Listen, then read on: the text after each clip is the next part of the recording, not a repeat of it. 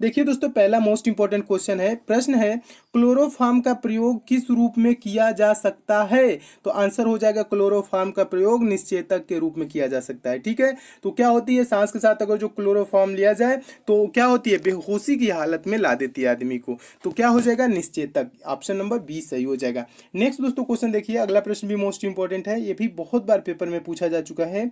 मानव शरीर में chromosomes chromosomes की संख्या होती है, कितनी होती है। तो कौन सा ऑप्शन आपका सही हो जाएगा, ऑप्शन नंबर ए 46 होती है। कहीं कहीं दोस्तों इसको क्या लिखा रहता है, जोड़ी में लिखा रहता है। तो जोड़ी में अगर जो रहता है तो 23 जोड़ी का मतलब ही क्या हो जाएगा, 46 हो जाएगा। आप इसे भी याद रखेंगे। नेक्स्ट क्वेश्चन देखिए, अगला प्रश्न भी इंपॉर्टेंट है, मोस्ट इंपॉर्टेंट है, ये भी बहुत बार पेपर में पूछा जा चुका है। प्रश्न है बीसीजी टीके किस रोग के विरोध में लगाए जाते हैं। तो आंसर हो जाएगा ऑप्शन नंबर बी राइट हो जाएगा, ट्यूबरकुलोसिस यानी क्षय रोग, जिसे क्या कहा जाता है, तपेदिक भी कहा जाता है, टीबी भी लिखा कहा जाता है। तो टीबी भी लिखा रहे या तपेदिक लिखा रहे या क्षय रोग लिखा रहे या ट्यूबरकुलोसिस लिखा रहे, तो इन चारों वर्डों में आपको कंफ्यूज नहीं होना है, आप सही ऑप्शन टिक करेंगे। ठीक है, बीसीजी के टीके किसके लिए लगाए जाते हैं, तो ट्यूबरकुलोसिस हो जाएगा, क्षय रोग, टीबी, तपेदिक, सब एक ही चीज है। ठीक है, इसमें आप कंफ्यूज नहीं होंगे। अगला दोस्तों प्रश्न देख लीजिए, मोस्ट इंपॉर्टेंट ये भी है, चेचक के टीके की खोज सर्वप्रथम किसने की थी। तो आंसर हो जाएगा ऑप्शन नंबर सी राइट हो जाएगा, एडवर्ड जेनर ने। ऑप्शन नंबर सी राइट हो जाएगा, ये भी याद रखेंगे। नेक्स्ट दोस्तों क्वेश्चन देखिए, मोस्ट इंपॉर्टेंट है, पेस मेकर का संबंध है, पेस मेकर का संबंध किससे है, तो हृदय से है। ऑप्शन नंबर डी सही हो जाएगा।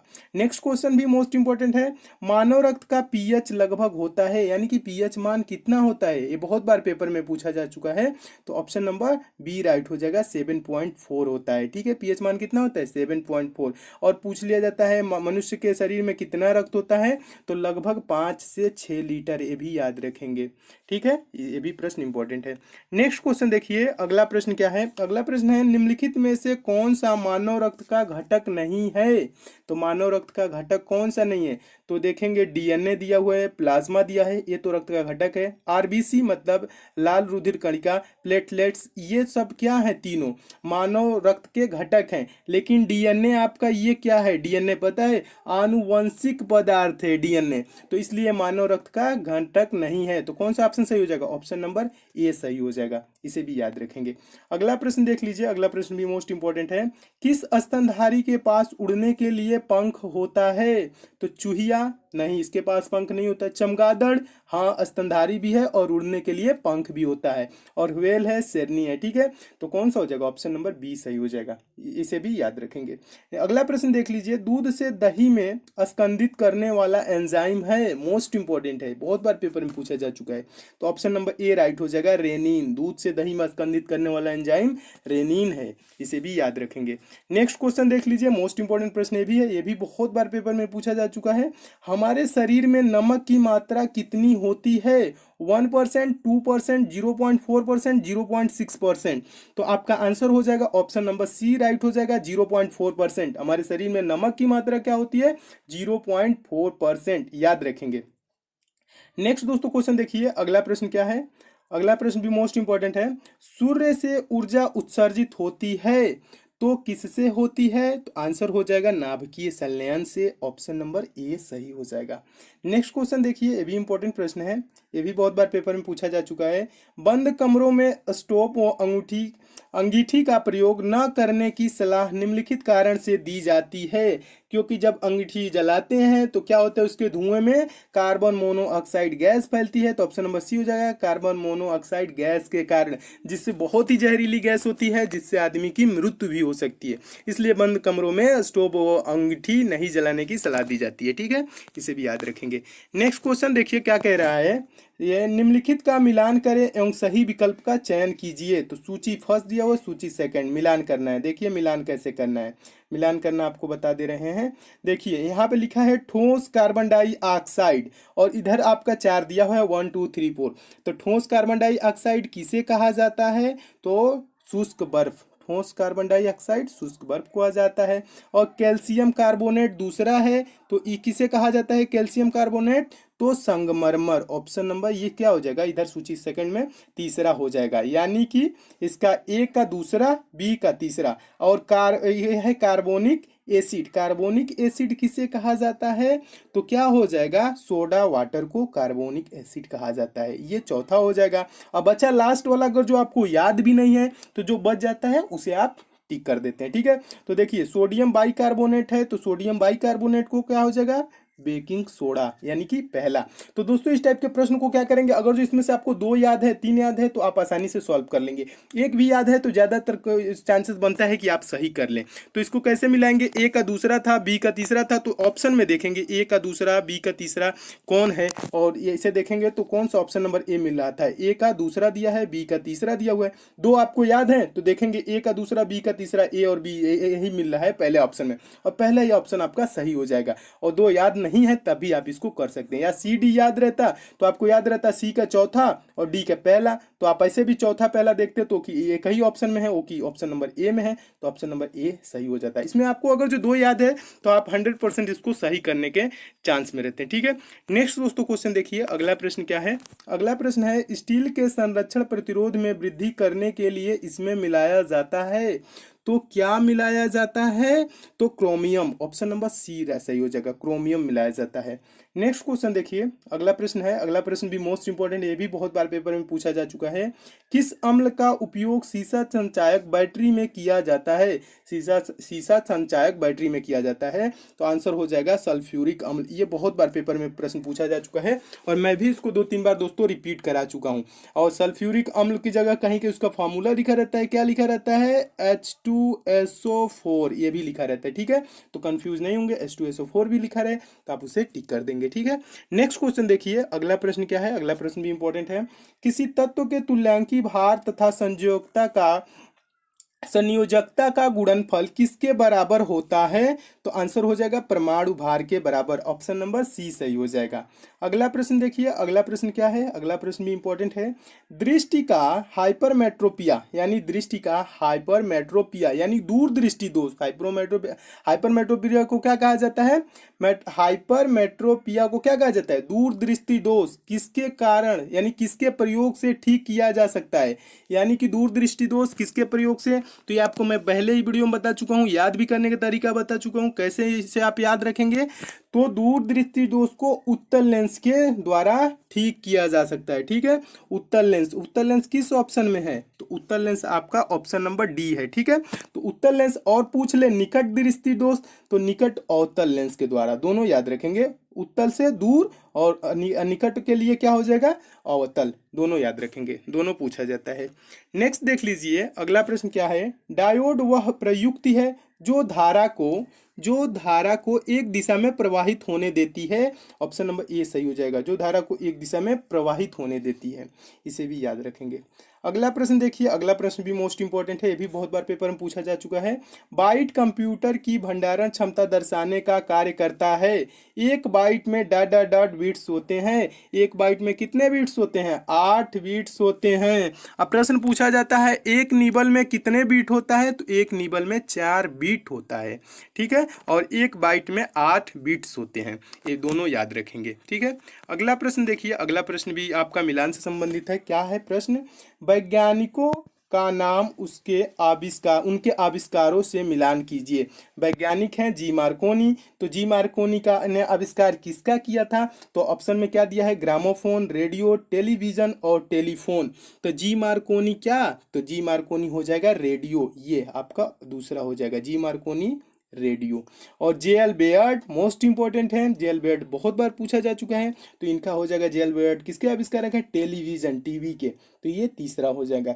और अलेक्जेंडर ग्राहम बेल किसके आविष्कारक हैं, तो आप ऑप्शन पढ़ेंगे तो ऑप्शन नंबर डी आपका ये वाला चौथा सही हो जाएगा, टेलीफोन के, यानी कि चौथा हो जाएगा इनका, ठीक है। और थॉमस अल्वा एडिसन, तो थॉमस अल्वा एडिसन बच गया, ये कौन, ग्रामोफोन, तो ग्रामोफोन के थॉमस अल्वा एडिसन, ये हो जाएगा। तो यानी कि ए का दूसरा, बी का तीसरा और सी का चौथा और थॉमस अल्वा एडिसन चौथे का पहला। ऐसे आप क्या करेंगे, इसमें अगर जो आपको 2 ही याद रहे तो आप ऑप्शन में ढूंढ के मार सकते हैं सही आंसर, ठीक है दोस्तों। मैं उम्मीद करता हूं दोस्तों आप इस टाइप के प्रश्नों को अच्छे से सॉल्व कर लेंगे और इसमें आप देख के आसानी से सॉल्व भी कर लेंगे कौन सा ऑप्शन सही होगा। नेक्स्ट दोस्तों क्वेश्चन देखिए, अगला प्रश्न क्या है। वह कौन सा बल है जिसके कारण पिंड धरती से केंद्र की ओर खींचा चला आता है? तो कौन सा बल है? गुरुत्वाकर्षण बल। ऑप्शन नंबर ए सही हो जाएगा, ये तो आपको पता होगा। नेक्स्ट दोस्तों क्वेश्चन देखिए, अगला प्रश्न भी मोस्ट इंपॉर्टेंट है। किसी घड़ी के लोलक की लंबाई बढ़ाए जाने पर क्या होता है? अवधि बढ़ती है, वह घड़ी पीछे हो जाती है। अवधि बढ़ जाएगी और घड़ी सुस्त हो जाएगी। सुस्त हो जाएगी तो क्या होगी? पीछे हो जाएगी। तो ऑप्शन नंबर ए सही हो जाएगा, आप इसे भी याद रखेंगे। ठीक है दोस्तों। नेक्स्ट दोस्तों क्वेश्चन देखिए, अगला प्रश्न भी इंपॉर्टेंट है, मोस्ट इंपॉर्टेंट है। ल्यूमेन किसका मात्रक है? ये पूछा जाता है, ल्यूमेन किसका मात्रक है? तो आंसर हो जाएगा ज्योति फ्लक्स का। ऑप्शन नंबर सी सही हो जाएगा। ठीक है, ज्योति फ्लक्स, ऑप्शन नंबर सी। कहीं कहीं दोस्तों दिया रहता है प्रकाशमिति शक्ति। अगर जो प्रकाशमिति ना लिखा रहता और प्रकाशमिति शक्ति पूरा लिखा रहता तो ज्योति फ्लक्स को प्रकाशमिति शक्ति भी कहा जाता है। तो सिर्फ प्रकाशमिति नहीं कहा जाता है, प्रकाशमिति शक्ति भी कहा जाता है। तो आप याद रखेंगे ल्यूमेन किसका मात्रक है, तो ज्योति फ्लक्स याद रखेंगे, यही ज्यादातर पूछा जाता है। ठीक है। नेक्स्ट क्वेश्चन है, महान वैज्ञानिक आर्किमिडीज संबंधित थे किस देश से? तो ग्रीस से। ग्रीस किस ऑप्शन में है? तो ऑप्शन नंबर डी में है, तो ये आपका सही हो जाएगा। नेक्स्ट क्वेश्चन देखिए, मोस्ट इंपोर्टेंट ये भी प्रश्न है। केल्विन स्केल में मानव शरीर का सामान्य तापमान कितना होता है? केल्विन स्केल में पूछ रहे हैं, तो 310 केल्विन, ऑप्शन नंबर बी सही हो जाएगा। मोस्ट इंपोर्टेंट प्रश्न है दोस्तों, आप इसे जरूर याद रखेंगे क्योंकि ये पेपर में बहुत बार पूछा जा चुका है। ठीक है, अगला प्रश्न देखिए, अगला प्रश्न क्या है? अगला प्रश्न भी इंपॉर्टेंट ही प्रश्न है, ये देख लीजिए। अगला प्रश्न आपका है, उच्च कार्य निष्पादन कंप्यूटिंग सुविधा मिहिर को किस स्थान पर राष्ट्र को समर्पित किया गया? तो आंसर हो जाएगा नोएडा में, ऑप्शन नंबर बी सही हो जाएगा, इसे भी याद रखेंगे। नेक्स्ट दोस्तों देखिए, करंट अफेयर से, करंट अफेयर कुछ क्वेश्चन देख लीजिए, उसके बाद जनरल नॉलेज के आपको क्वेश्चन दिखा देंगे। देखिए करंट अफेयर का है, टेनिस ग्रैंड स्लैम प्रतियोगिता ऑस्ट्रेलियन ओपन 2018 का पुरुष एकल खिताब किसने जीता? तो आंसर हो जाएगा रोजर फेडरर। कौन है? ऑप्शन नंबर सी सही हो जाएगा, रोजर फेडरर, इसे याद रखेंगे, मोस्ट इंपॉर्टेंट प्रश्न है। नेक्स्ट क्वेश्चन देखिए, अगला प्रश्न भी इंपॉर्टेंट है। 37वें भारतीय अंतर्राष्ट्रीय व्यापार मेले का आयोजन कहाँ किया गया? तो कहाँ किया गया? नई दिल्ली में, ऑप्शन नंबर ए सही हो जाएगा। अगला प्रश्न देखिए, अगला प्रश्न क्या है? अगला प्रश्न मोस्ट इंपॉर्टेंट है, आप इसे जरूर याद रखेंगे। वर्ष 2017-18 में सकल घरेलू उत्पाद जीडीपी की वृद्धि दर कितने प्रतिशत रहने का अनुमान है? तो 6.75%, ऑप्शन नंबर बी सही हो जाएगा, आप इसे जरूर याद रखेंगे। ये पेपर नया नया जितने भी पेपर होने वाले हैं सभी पेपर में पूछे जाएंगे 2018-19 में जो भी पेपर होगा। ठीक है, तो आप इसे जरूर याद रखेंगे, 6.75%। नेक्स्ट क्वेश्चन क्या है? दिसंबर 2017 में अमेरिका के किसी शहर की पहली सिख महिला मेयर बनने का गौरव किसे प्राप्त हुआ? तो उनका नाम क्या है? प्रीत दिदबल, ऑप्शन नंबर सी सही हो जाएगा। ठीक है, नवजोत कौर को नहीं मारेंगे, कौर समझ के आप वो समझ लेंगे सिख, तो ये आप गलत कर देंगे। ठीक है, प्रीत दिदबल नाम है, ये भी क्या है? सिख ही है। नेक्स्ट क्वेश्चन देख लीजिए, अगला प्रश्न क्या है? अगला प्रश्न भी इंपॉर्टेंट है। जनवरी 2018 में किस भौतिक विज्ञानी को जीडी बिड़ला सम्मान 2016 से सम्मानित किया गया? तो इनका नाम क्या है? Professor Umesh B Waghmare, option number C सही हो जाएगा, आप इन्हें भी याद रखेंगे। नेक्स्ट क्वेश्चन क्या है? अगला प्रश्न देख लीजिए, मोस्ट इंपॉर्टेंट है, ये भी बहुत बार पेपर में पूछा जा चुका है। भारतीय संसद ने बालकों के लिए निःशुल्क एवं अनिवार्य शिक्षा का अधिकार अधिनियम किस वर्ष में पारित किया? प्रश्न क्या कह रहा है? देखिए, निःशुल्क एवं अनिवार्य शिक्षा का अधिकार अधिनियम किस वर्ष में पारित किया? पारित किया पूछ रहे हैं ना, तो वर्ष आपका कौन सा हो जाएगा? वर्ष 2009 हो जाएगा, ये वर्ष 2009 में पारित किया गया। और कह ले कि लागू कब किया गया? तो 1 अप्रैल दोस्तों, 1 अप्रैल याद रखेंगे, 1 अप्रैल 1 अप्रैल 2010 से को लागू किया गया, ये भी याद रखेंगे। लागू पूछे तो 1 अप्रैल 2010, और पारित कब किया गया? तो वर्ष 2009 में, दोनों याद रखेंगे। ठीक है, नेक्स्ट क्वेश्चन देखिए, अगला प्रश्न भी इंपॉर्टेंट है, मोस्ट इंपॉर्टेंट है। भारतीय संविधान के किस अनुच्छेद के अंतर्गत प्रसूति सहायता का उल्लेख है? तो आपका अनुच्छेद 42 हो जाएगा, ऑप्शन नंबर सी सही हो जाएगा, इसे भी याद रखेंगे। अगला प्रश्न देखिए, अगला प्रश्न क्या कह रहा है? अगला प्रश्न भी मोस्ट इंपॉर्टेंट है, ये भी बहुत बार पेपर में पूछा जा चुका है।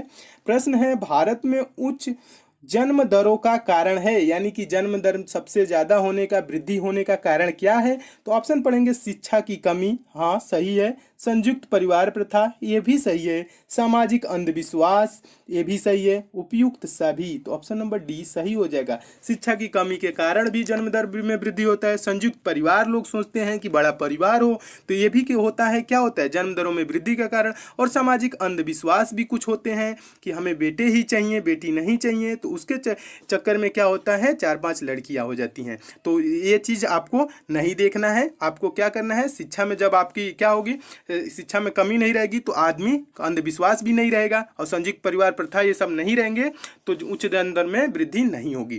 तो ये चीज़ क्या हो जाएगा, ऑप्शन नंबर डी सही हो जाएगा। आप इसे याद रखेंगे, ये प्रश्न बहुत बार पूछा जा चुका है। नेक्स्ट क्वेश्चन है, अगला प्रश्न देख लीजिए। भारत में कितने राष्ट्रीयकृत बैंक है? भारत में कितने राष्ट्रीयकृत बैंक है? मोस्ट इंपॉर्टेंट दोस्तों ये प्रश्न है, ये बहुत बार पेपर में पूछा जा चुका है। आप इसका आंसर जरूर याद रखेंगे, 19। भारत में राष्ट्रीयकृत 19 बैंक है, आप जरूर याद रखेंगे, ये बहुत बार पेपर में पूछा जा चुका है। नेक्स्ट क्वेश्चन देखिए, अगला प्रश्न क्या है।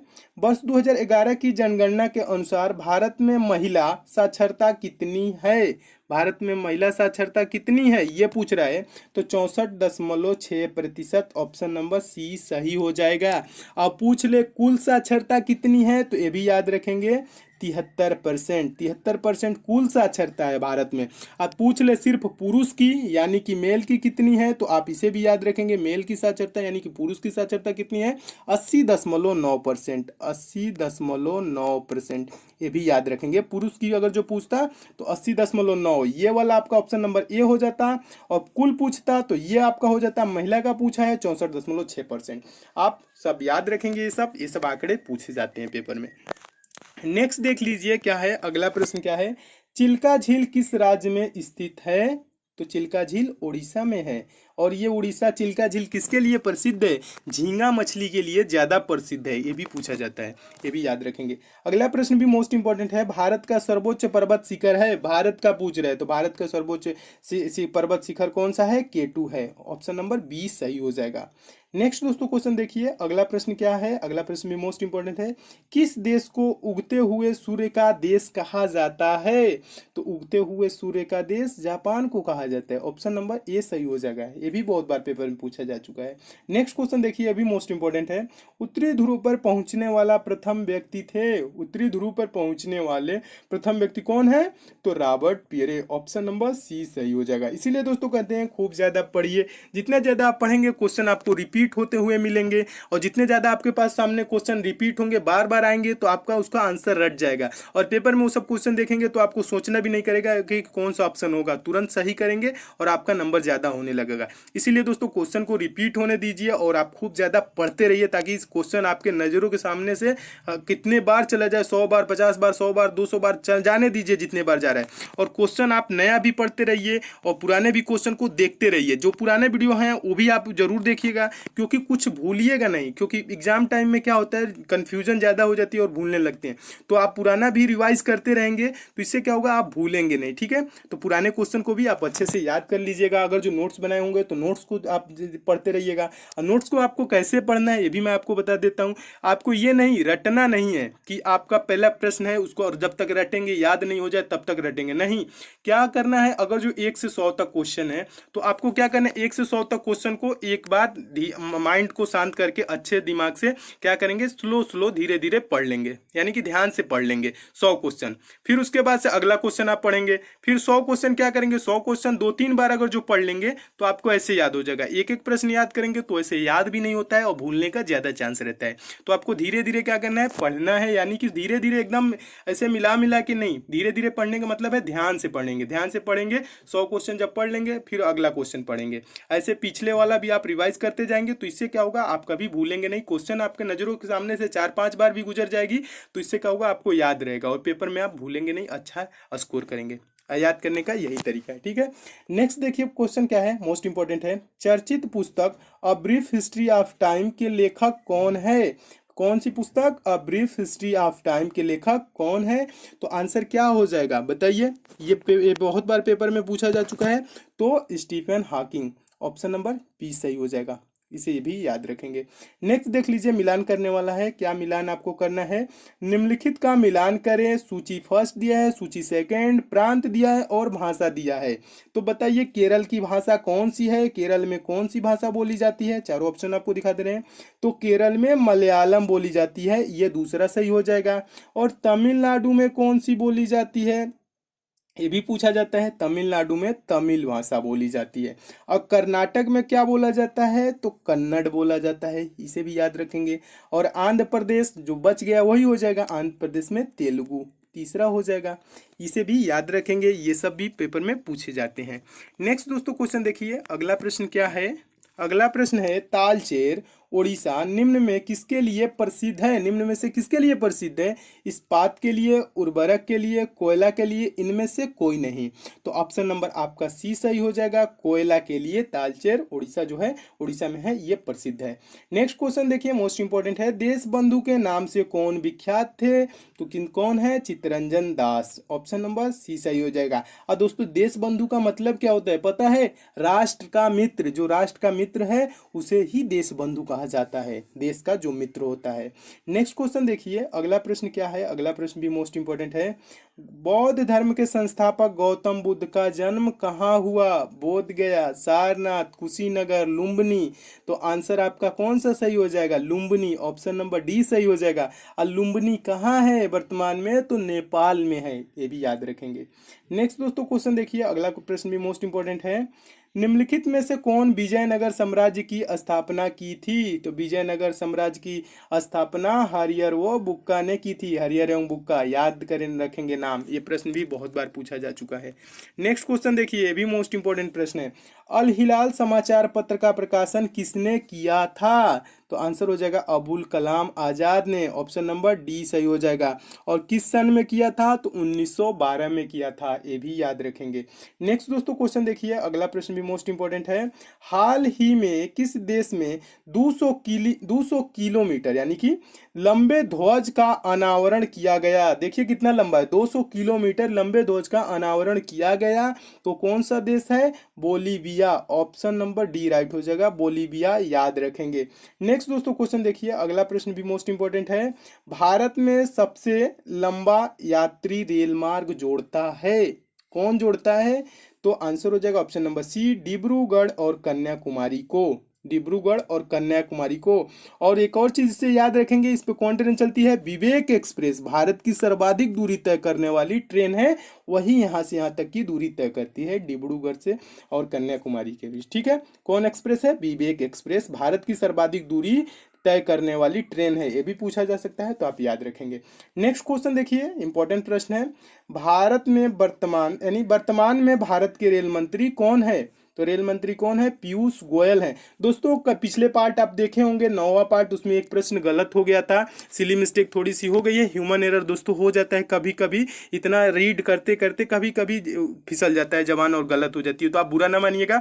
उसमें 49 नंबर दोस्तों क्वेश्चन था, उत्तर पश्चिम रेलवे का मुख्यालय कहाँ है? तो उसका दोस्तों उसमें मैं जबलपुर बता दिया था, जबलपुर नहीं है, जयपुर है। उसका सही आंसर याद रखेंगे दोस्तों, क्या प्रश्न था? उत्तर पश्चिम रेलवे का मुख्यालय कहाँ है? तो आंसर दोस्तों याद रखेंगे जयपुर। उसमें दोस्तों मैं नीचे कमेंट भी करके पिन कर दिया हूं, ताकि जो नए स्टूडेंट हैं उनके लिए भी गलत नहीं होगा। अगर जो आप लोग पढ़ लिए हैं उसे, तो आप लोग जरूर याद रखेंगे, उत्तर पश्चिम रेलवे का मुख्यालय जयपुर में है। तो आप बुरा नहीं मानिएगा, कभी कभी दोस्तों 50 प्रश्नों में 1-2 प्रश्न गलत हो जाते हैं, अगर गलत होते हैं तो आप कमेंट कर दीजिएगा, मैं नीचे उसके आपको जरूर उसका रिप्लाई दूंगा और नेक्स्ट पार्ट में भी बता दूंगा, ताकि आपकी क्वेश्चन एक भी गलत ना हो। मेरा मानना रहता है आपको मैं 100% सही आंसर बताऊं। ठीक है दोस्तों, कभी कभी 1-2 प्रश्न गलत हो जाते हैं और आप उसको मैं नेक्स्ट पार्ट में सही भी कर दूंगा। ठीक है दोस्तों, तो इसमें